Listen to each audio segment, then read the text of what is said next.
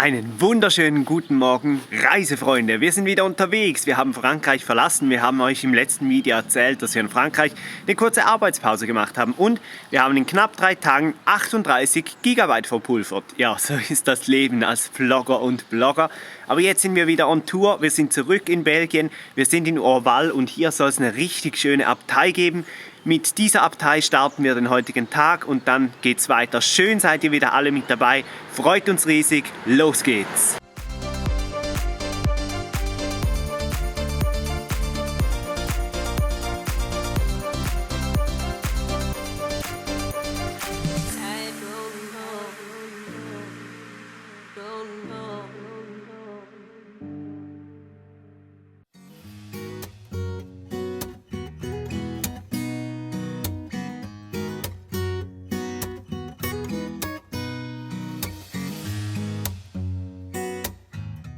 Der Name Orval, hinter dem steckt eine Geschichte. Und zwar geht es hier um die Gräfin Mathilda. Wir stehen hier auch am Mathilda-Brunnen, weil das spielt jetzt zusammen. Und ihr wisst ja, ich bin die Erzählerin. Genau, die Legendenerzählerin, und deshalb habe ich auch hier die Legende bereit. Die Gräfin Mathilda soll nämlich nach Versterben ihres Gattens hier in diese Region gekommen sein. Nach einer Jagdpartie ist sie hier in diese Abtei gekommen, hat am Mathilda-Brunnen gestanden und da ist es passiert. Ihr goldener Ring ist in den Brunnen gefallen. Sie hat gesucht und gesucht, aber sie konnte den Ring nicht mehr finden. Tja, was macht man in so einer Abtei? Man geht beten. Und als sie nach dem Gebet wieder hierher gekommen ist, da ist ein Fisch aus dem Teich gesprungen mit dem Ring im Maul und hat ihn ihr sozusagen zurückgegeben. Und da meinte sie, ja, das ist wahrlich ein goldenes Tal hier. Or, Gold, Val, Tal, Orval. Das ist also die Geschichte hinter dem Namen dieser Abtei.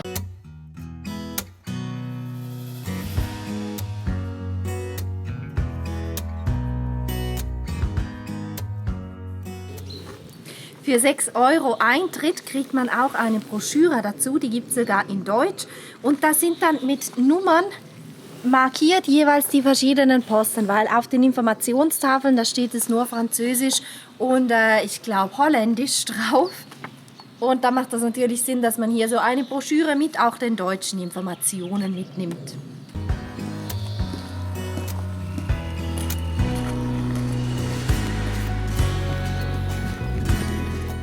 Die Liebfrauenkirche, die wir hier sehen, die ist mittlerweile nur noch als Ruine zu besichtigen. Die muss wohl ganz schön vielen Naturkatastrophen und anderen Ereignissen zum Opfer gefallen sein. Häufig wurde sie wieder aufgebaut, aber ihr seht, zum Schluss nicht mehr. Dafür gibt es ja daneben die neue Klosterkirche.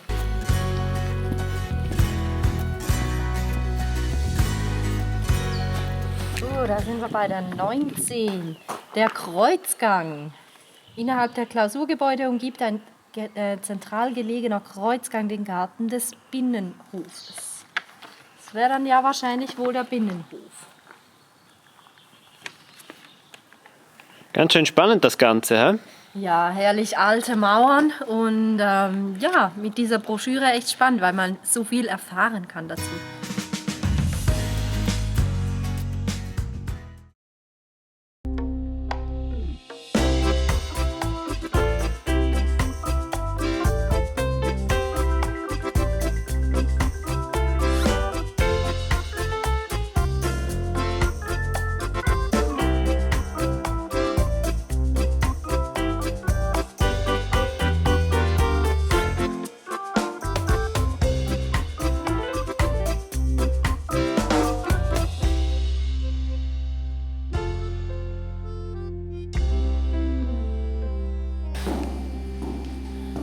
Jetzt haben wir hier noch ein unterirdisches Museum gefunden, das ist ganz schön weitläufig und das streckt sich hier über zahlreiche Gänge. Museum an sich, ich glaube, wir laufen ein bisschen schneller hier durch als sonst.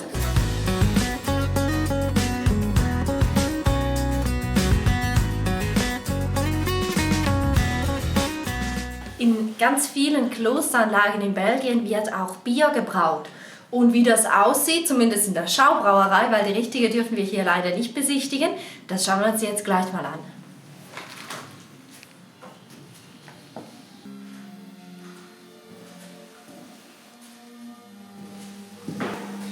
Jetzt wird es auch für dich interessant hier. Ja, fertig mit alten Gemäuern.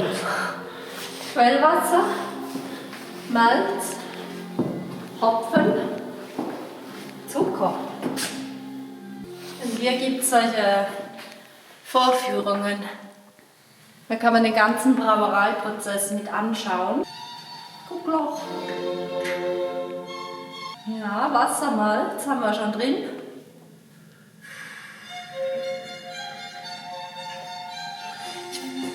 Ich finde es so ein bisschen speziell, wie die den Hopfen reinmachen. Kommen wir überspringen mal ein paar Stationen.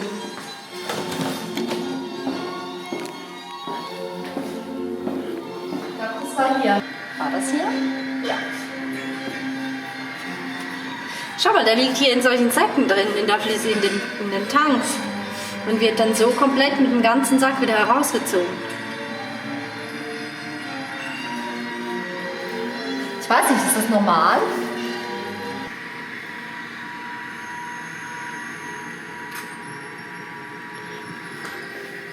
Warst du schon mal in der Bierbrauerei? Ja, Ist das normal? habe ich so noch nie gesehen. Sehr speziell, oder? Vielleicht kommt daher der spezielle Geruch des belgischen Biers. Wir müssen so eins Geschmack, probieren. der spezielle Geschmack.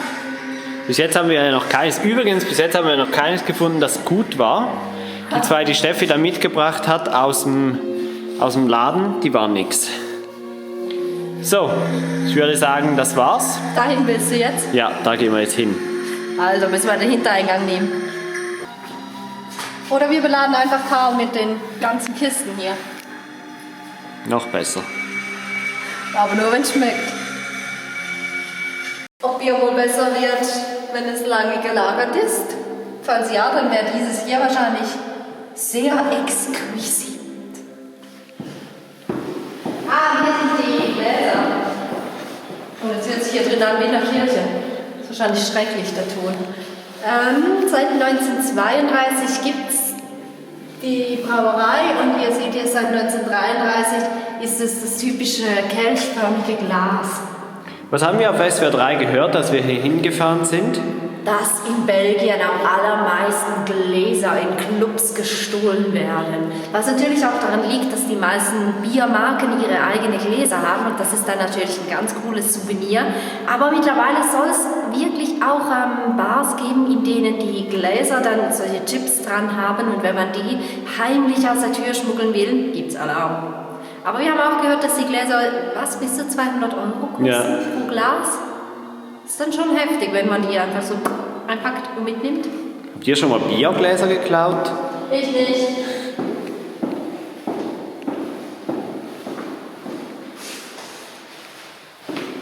Nur Glühweintassen. Aber ich glaube, dort bezahlt man so. Ja, die bezahlt man ja mit. Das war in Konstanz, die hören oder? einem sozusagen dann. Ja, ich glaube.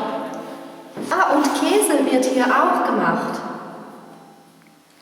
Zu einem Bier braucht es ja dann auch ein bisschen was zu essen. Und dann Aber passt Käse? Passt nicht gut. Ist eher Wein, oder? Vielleicht machen die Käse so, dass er zum Bier passt.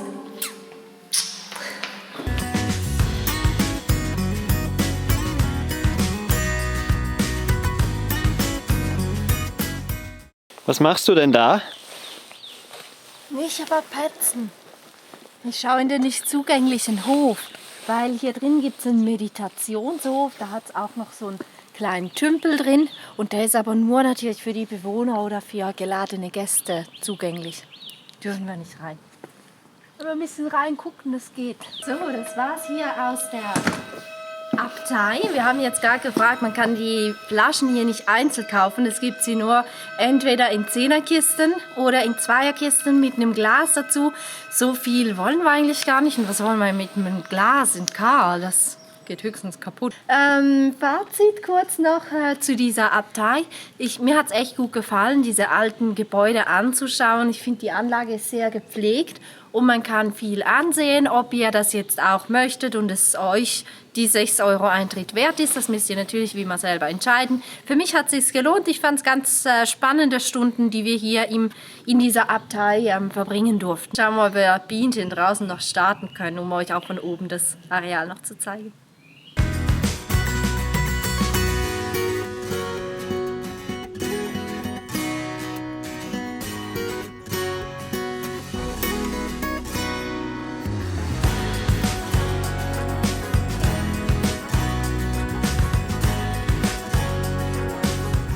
Das war's nun auch von oben. Jetzt fahren wir weiter nach Bouillon.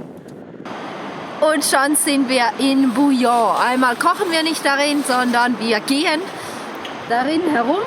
Ihr seht, da hinten ist eine wunderschöne Burganlage auf der Höhe, darunter der Fluss.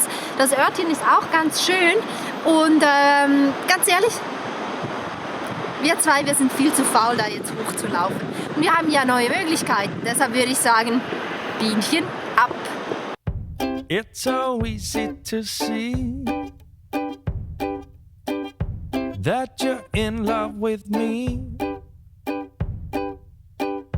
Carve your name next to mine on that big oak tree. It's how you want it to be.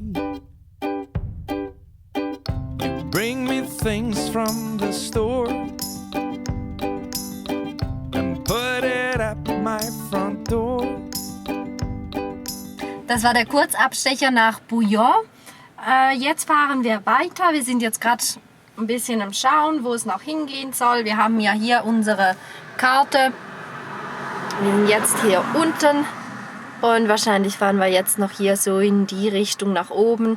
Da gibt es zum Beispiel Dinan, das soll noch ganz eine schöne Altstadt sein. Oder was haben wir da? Zitadelle auf Klippe, Herkunft des Saxophons und schöner Ort am Fluss. Das wäre doch vielleicht was für die Nacht.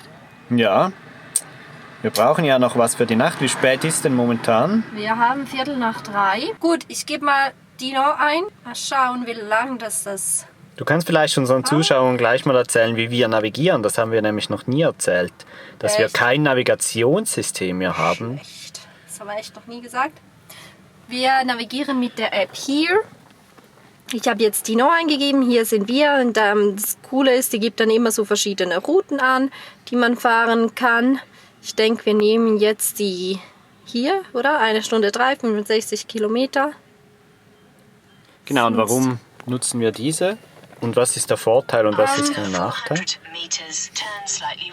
Den Nachteil habt ihr gerade gehört, wobei Nachteil, das ist ja eigentlich kein Nachteil. Erstens mal sprechen wir Englisch, zweitens hat das Navi nicht besonders viele Begriffe, die es sagt. Cool ist zum Beispiel, ihr könnt das jetzt auch hier sehen, Sehenswürdigkeiten, die werden jeweils so als Gebäude angezeigt. Das ist jetzt die Burg hier neben mir. Und der Vorteil ist halt einfach, dass es hier uns bis jetzt, vor allem halt auch in Ländern, wo das Garmin uns wirklich auf die hinterste und letzte Schotterstraße geschickt hat. Bei der Here-App können wir das vermeiden. Wir können nämlich direkt sagen, wir wollen keine Gravel Roads fahren und dann führt sie uns da auch nicht hin. Und deshalb navigieren wir jetzt eigentlich mit der. Die App ist kostenlos. Gibt es vielleicht einen Link dazu, oder? Den setzen wir mal unten rein und man kann sich da immer die einzelnen Länder oder sogar teilweise die Bundesländer herunterladen, die man halt gerade braucht. Los geht's. Ja, jetzt fahren wir los. Strawberry jam on some bread. And if you feel like doing anything. Wahrscheinlich hört ihr jetzt auch schon, obwohl jetzt im Moment jetzt gerade ein relativ guter Abschnitt. Die Straßen in Belgien, die sind in katastrophalem Zustand. Das rüttelt und schüttelt, das hat Löcher und es wurde einfach 37 Mal die gleiche Stelle repariert. Und echt schlecht, Belgien. Schlecht. Die Straßen sind schlecht. Was dafür wirklich schön ist und was uns immer wieder auffällt, ist diese unglaubliche Natur. Wir sind schon durch so viel Land gefahren, was nicht bebaut war, was einfach total in Ordnung ist. Unglaublich. Wir fragen uns langsam, wo die ganzen Belgier denn leben, weil es gibt ja insgesamt 11 Millionen, aber die müssen ja irgendwo zu Hause sein. Aber bis jetzt haben wir sie also definitiv noch nicht gesehen. 'Cause I do the same for you, just like I'm supposed to do. Und in Belgien, da geht es ganz oft einfach nur geradeaus. Oder was meinst du? After 1 kilometer, keep left and enter the motorway. Oh, Okay. Autobahn. Auf die Autobahn. Kostet übrigens nur für Fahrzeuge, die schwerer als 3,5 Tonnen sind, Maut. Da liegt wir ja darunter. I'm yours, you're mine. If you ever feeling blue, rest assured I've been there too. Ich weiß nicht, ob man es sehen kann, aber wahrscheinlich kann man es hören. Diese Straßen hier in Belgien. Wir hatten gerade echt Schräglage, weil die Straße so Spuren hat. Schaut euch mal an. Also irgendwie hätten wir das ja nicht erwartet, Nein. dass das gleich so krass ist. Hier sitzt doch die EU, hier hat man doch Geld. Alles geparkt. Hier werden wir übernachten. Wir sind jetzt in Dinant angekommen. Neben uns ist die Zitadelle. Jetzt wissen wir aber gar nicht. Wir haben unterschiedliche Informationen. Die einen sagen, die sei erst im April wieder offen. Wir müssen das wohl einfach morgen mal abwarten zu den Öffnungszeiten und mal schauen, was hier los ist. Ja, das war's für dieses Video. Wir haben euch mitgenommen von Frankreich bis wieder zurück nach Belgien hinein. Wir haben ja zusammen ein paar Städte angeschaut und wenn euch das gefallen hat, dann lasst gerne einen Daumen nach oben da.